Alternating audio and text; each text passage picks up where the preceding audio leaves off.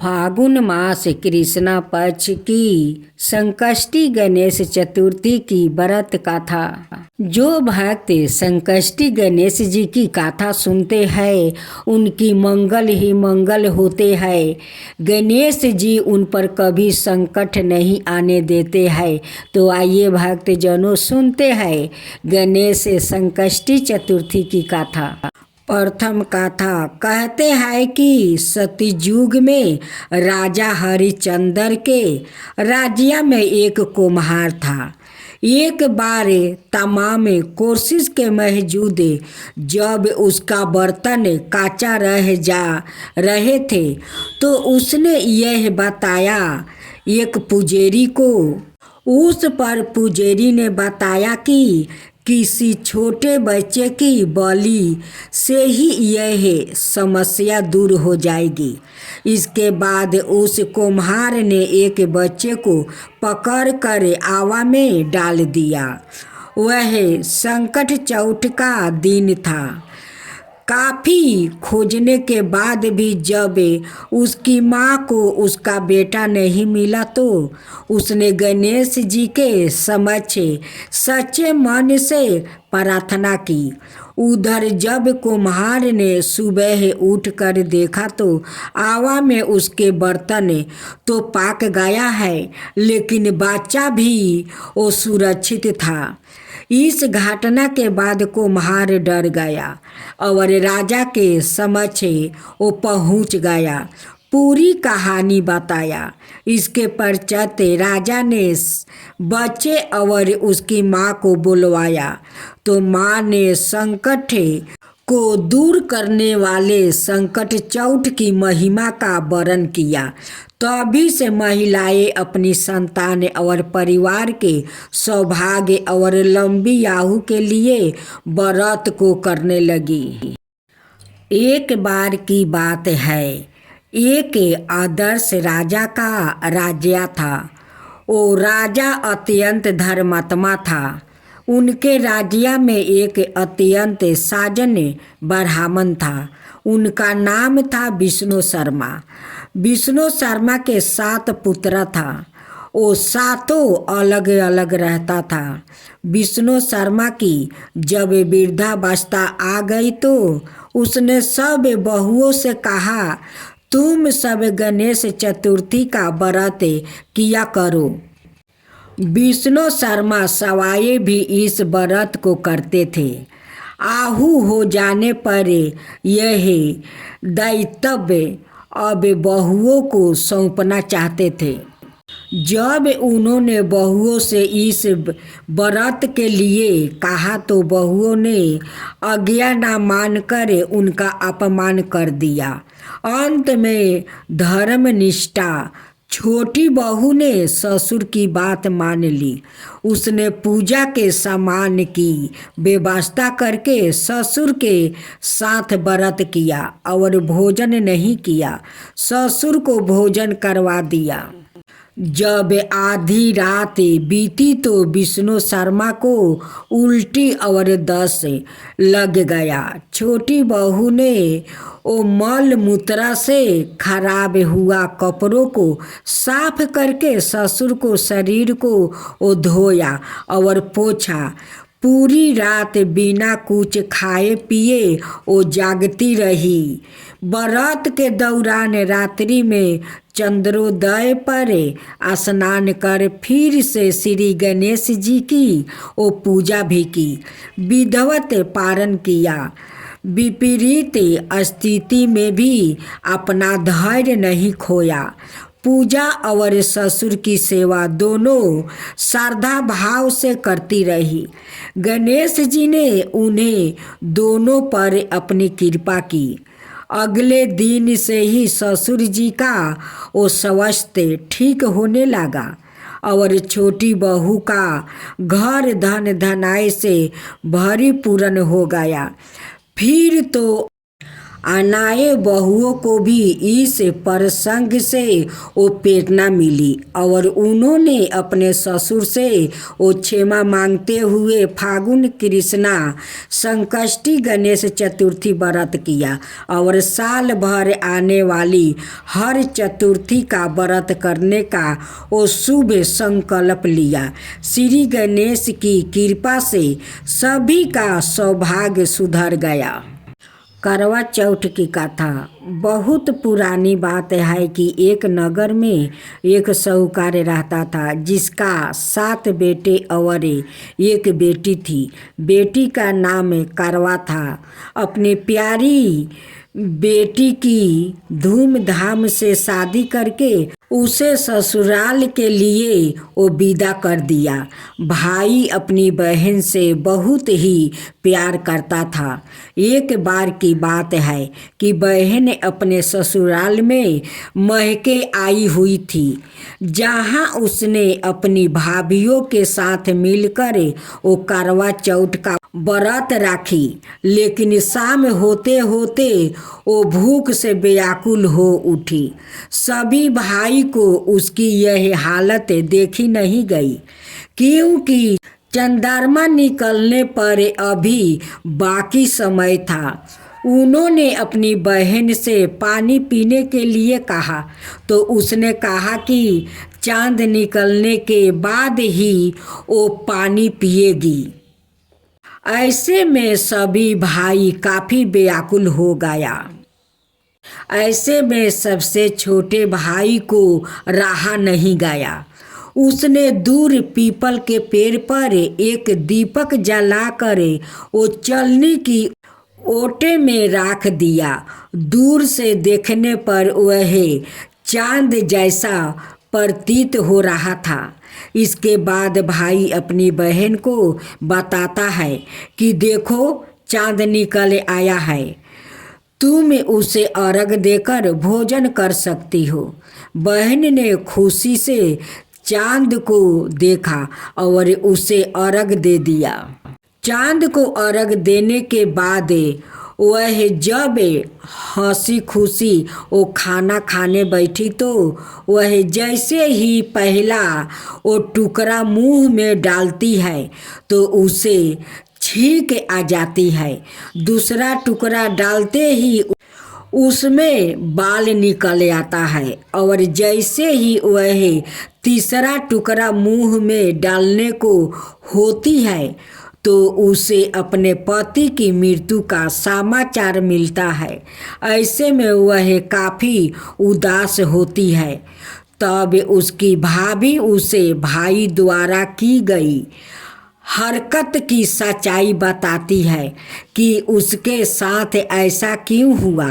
करवा चौथ का व्रत गलत तरीके से टूटने के कारण देवता उससे नाराज हो गया है और उन्होंने ऐसा किया है। सच्चाई जानने के बाद वो निश्चय करती है कि वह अपने पति का अंतिम संस्कार नहीं होने देगी और अपने सतीत्व से उन्हें पुनर्जीवित दिला कर रहेगी।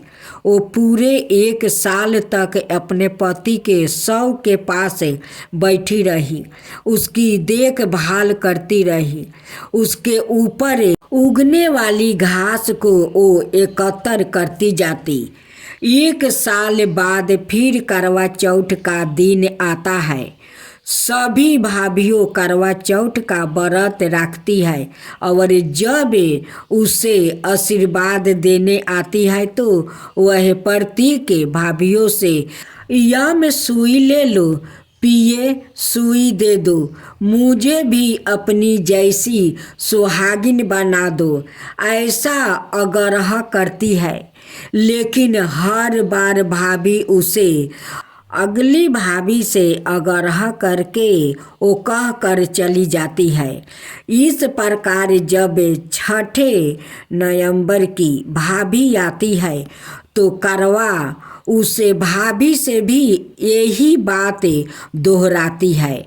यह भाभी उसे बताती है कि चूंकि सबसे छोटे भाई के कारण उसका यह व्रत टूटा था, अतः उसकी पत्नी में ही शक्ति है कि वो तुम्हारे पति को दोबारा जीवित कर सकती है। इसलिए जब वो आए तो तुम उसे पकड़ लेना, और जब तक वो तुम्हारे पति को वो जिंदा ना कर दे उसे छोड़ना नहीं। ऐसा कहकर वह चली जाती है। सबसे अंत में छोटी भाभी आती है। कारवा उससे भी सुहागिन बनाने का आग्रह करती है, लेकिन वह इधर उधर की बात करने लगती है।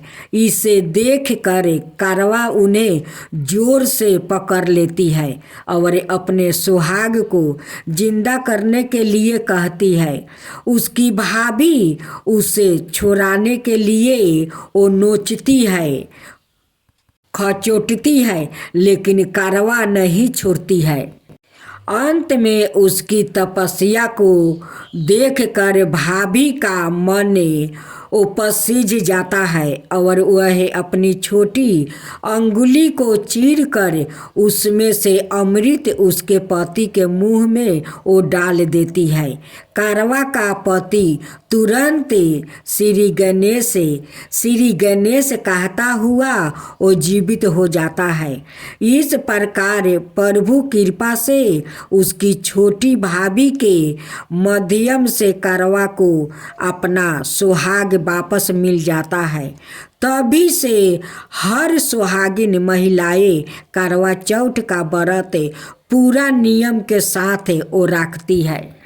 गणेश जी का जन्म एक दिन देवी पार्वती कैलाश पर्वत पर स्थित अपने घर में स्नान की तैयारी कर रही थी।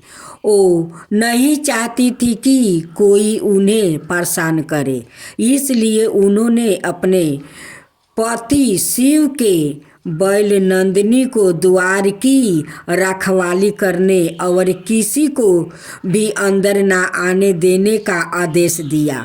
नंदी ने पार्वती की इच्छा का वो पालन करते हुए निष्ठापूर्वक अपना कर्तव्य निभाया। लेकिन जब शिव घर आया और स्वाभाविक रूप से अंदर आना चाहते थे, तो नंदी को शिव के प्रति अपनी निष्ठा के कारण उन्हें अंदर जाने देना पड़ा। पार्वती इस अपमान से क्रोधित हो गई, लेकिन उससे भी अधिक इस बात से कि उनके प्रति नंदी की तरह कोई भी इतना निष्ठावान पुत्रा घोषित किया। अगली बार जब पार्वती स्नान करना चाहती थी तो उन्होंने गणेश जी को द्वार पर पहरा देने के लिए वो तैनात कर दिया। कुछ समय बाद शिव जी घर लौटे तो उन्हें देख कर कि यह अजनबी लड़का उन्हें अपने ही घर में प्रवेश करने से माना कर रहा है। क्रोधित होकर शिव जी ने अपनी सेना को उस लड़के को नष्ट कर देने का आदेश दिया, लेकिन वो सब असफल रहे। देवी जी के पुत्र होने के नाते गणेश जी के पास ऐसी शक्ति थी, इससे शिव आश्चर्यचकित हो गया, यह देख कर कि यह कोई साधारण बालक नहीं है। आम तौर पर शांत रहने वाले शिव ने उसे युद्ध करने का वो निश्चय किया और अपने दिव्या क्रोध में आकर गणेश का सिर काट दिया, जिससे उनकी तुरंत मृत्यु हो गई। जब पार्वती को इस बात का पता चला तो वो इतनी क्रोधित हो गई और अपमानित हुई कि उन्होंने समस्त सृष्टि को नष्ट करने का वो निश्चय कर लिया। सृष्टिकर्ता होने के नाते भगवान ब्रह्मा को स्वाभाविक रूप से इस बात से अपचित थी और उन्होंने पार्वती से अपने इस कठोर निर्णय पर पुण्य विचार करने की वो मिनती की। पार्वती ने कहा कि वो पुण्य विचार करेगी, लेकिन केवल 2 शर्त के अधीन। एक, गणेश को पुण्य जीवित किया जाए, और 2, उन्हें सभी देवताओं से पहले सादा पूजा जाए। इस समय तक शिव शांत हो चुके थे और अपनी गलती का एहसास होने पर उन्होंने पार्वती की शर्त मान लिया। उन्होंने ब्रह्मा को यह आदेश देकर भेजा कि वो सबसे पहले उत्तर दिशा की ओर मुख करके लेटे हुए प्राणी का सिर लाए। ब्रह्मा शीघ्र ही एक बलवान और शक्तिशाली हाथी का सिर लेकर लौटे, जिसे शिव ने गणेश के शरीर पर स्थापित कर दिया। उनमें नई जान फूंकते हुए उन्होंने गणेश को अपना पुत्र घोषित किया और उन्हें देवताओं में सबर परी और सभी गणों प्राणियों के बेगों का मुखिया गणपति का दर्जा दिया जाए। यह गाथा माता लक्ष्मी की कृपा, धन, समृद्धि और श्रद्धा का महत्व बताती है। सच्चे मन से पूजा करने वाले पर माता सदैव कृपालु रहती है। एक गांव में एक साहूकार रहता था। साहूकार का एक बेटी थी। वह हर रोज पीपल सींचने जाती थी। पीपल के वृक्ष में से लक्ष्मी जी प्रकट होती थी और चली भी जाती। एक दिन लक्ष्मी जी ने साहूकार की बेटी से कही, तू मेरी सहेली बन जा। तब लड़की ने कहा कि मैं अपने पिता से पूछकर कल आऊँगी। साहूकार की बेटी ने घर जाकर अपने पिता को सारी बात कह दिया। तब उसके पिताजी बोले, वो तो माता लक्ष्मी जी है, अपने को और क्या चाहिए, तू लक्ष्मी जी की सहेली बन जा। दूसरे दिन वह लड़की फिर गई। तब लक्ष्मी जी पीपल के पेड़ से वो निकल कर आई और कही, सहेली बन जा। तो लड़की ने कहा, बन जाऊंगी, और दोनों सहेली बन गई। लक्ष्मी जी ने उसको खाने का न्योता दिया। घर आकर लड़की ने माँ बाप को कहा कि मेरी सहेली ने मुझे खाने का न्योता दिया है। तब बाप ने कहा कि सहेली के घर खाने जाओगी, पर घर को संभाल कर जाना। तब वह लक्ष्मी जी के यहाँ वो भोजन करने गई तो लक्ष्मी जी ने उसे 1.5 साल ओढ़ने के लिए दिया, रुपया दिया, सोने की चौकी, सोने की थाली में 36 प्रकार का भोजन करवा दिया। भोजन कर जब वो जाने लगी तो लक्ष्मी जी ने पल्लू पकड़ लिया और कहा कि मैं भी तेरे घर भोजन करने आऊँगी। तो उसने कहा, आ जाइए। अब घर जाकर चुपचाप वो बैठ गई। तब बाप ने पूछा कि बेटी, सहेली के यहाँ भोजन करने गई थी और तू उदास क्यों बैठी है? तो उसने कहा, पिताजी, मेरे को लक्ष्मी जी ने इतना दिया, अनेक प्रकार के भोजन करवाई, परंतु मैं कैसे भोजन कराऊंगी? अपने घर में तो कुछ भी नहीं है।